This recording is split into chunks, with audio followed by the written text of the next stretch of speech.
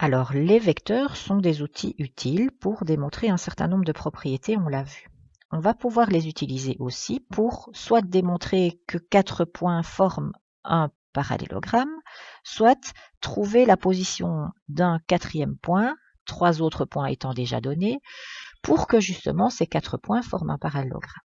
Alors la première chose qu'il va falloir se dire, c'est que l'ordre des lettres dans lequel on te donne les sommets du parallélogramme est super important. Si je te parle d'un parallélogramme ABCD, c'est qu'en tournant autour du parallélogramme à partir du point A qui se trouvera n'importe où, on doit pouvoir rencontrer dans l'ordre donné les 3 autres sommets. Donc ici, ABCD, par exemple, pourrait être une façon de positionner les 4 sommets. Ça aurait pu être aussi A et puis B, C, D. Ceci est aussi un parallélogramme qui s'appellerait ABCD. Par contre, ce que je viens de dessiner là, ce n'est pas le parallélogramme ABCD, c'est le parallélogramme ABDC. Donc celui-là, ce n'est pas un parallélogramme qui a comme nom ABCD, c'est pas possible. Alors pourquoi est-ce qu'il faut insister là-dessus? Tu verras dans les exercices que si tu te trompes dans l'ordre des lettres, tu vas te tromper aussi au niveau des calculs. Alors revenons à notre parallélogramme et à nos vecteurs. Qu'est-ce que c'est un parallélogramme?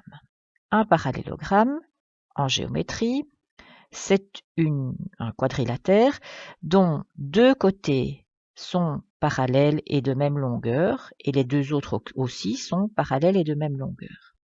Donc il faut non seulement regarder le parallélisme, mais en plus regarder la longueur.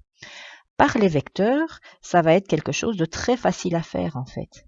Si je démontre que le vecteur AB et le vecteur DC sont les mêmes, eh bien effectivement, j'ai montré non seulement qu'ils étaient parallèles, mais aussi qu'ils étaient de même longueur et de même sens, ce qui permet alors d'avoir des lettres dans le bon ordre.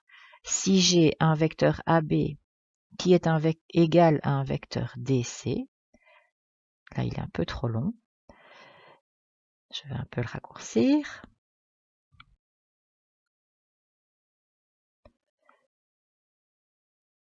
Eh bien, en reliant les lettres A, B, et puis C, et puis D, j'obtiens bien un parallélogramme.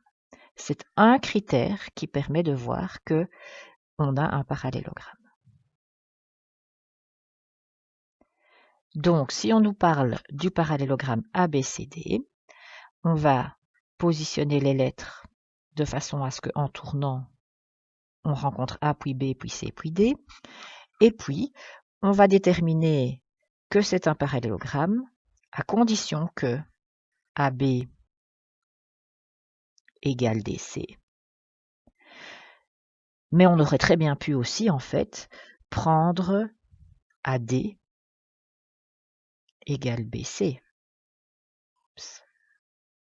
En effet, même sens, même direction, même longueur, et ça prouve bien que ABCD est un parallélogramme. On aurait pu aussi déterminer que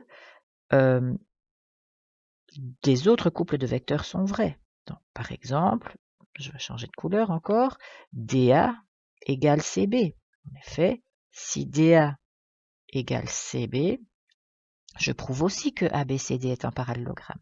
Et enfin, pour le dernier, on aurait aussi pu faire BA égale CD. Donc, en fait, tu as le choix. Mais quand tu as le choix, autant en retenir une seule qui fonctionne. Donc, moi, je te conseille de retenir une fois pour toutes que le quadrilatère ABCD est un parallélogramme si AB égale DC. Attention à l'ordre des lettres. C'est pas AB égale CD, c'est bien AB égale DC. Il faut bien regarder le dessin. Il faut que le vecteur AB et le vecteur DC soient de même longueur, parallèles et de même sens pour que ABCD soit un parallélogramme.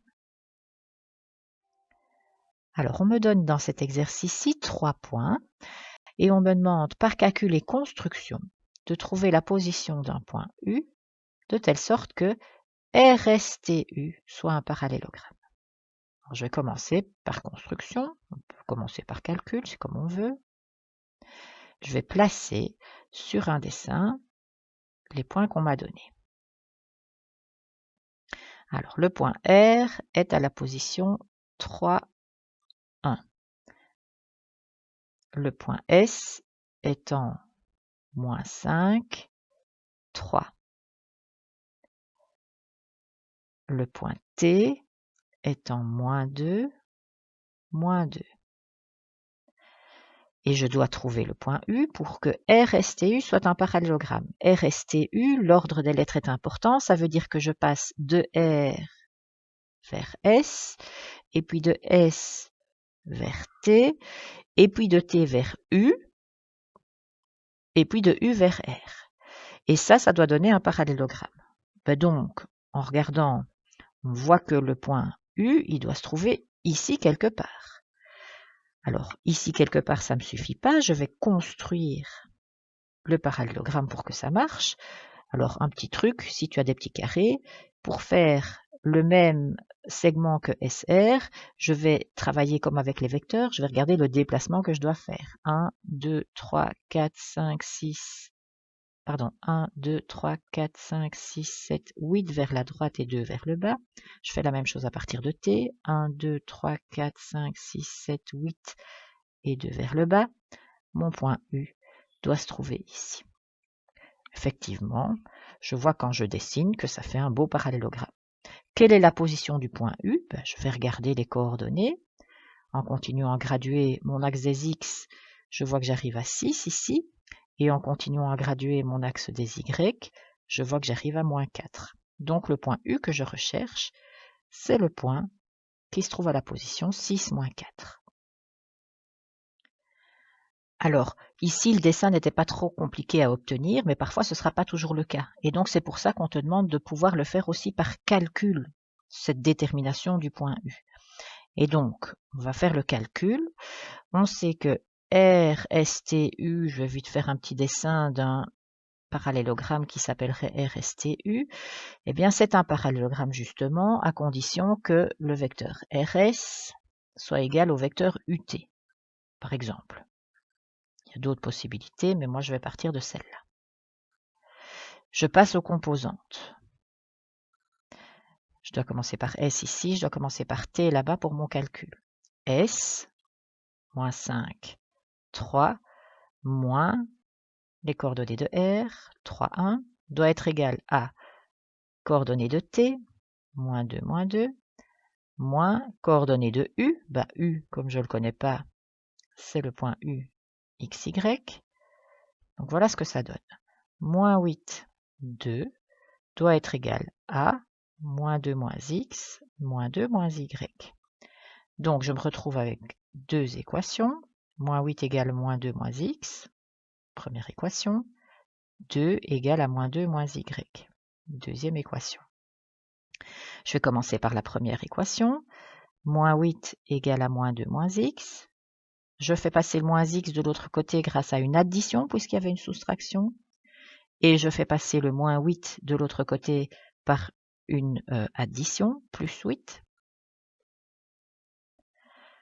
Et donc ça fait x égale à moins 2 plus 8, c'est-à-dire 6.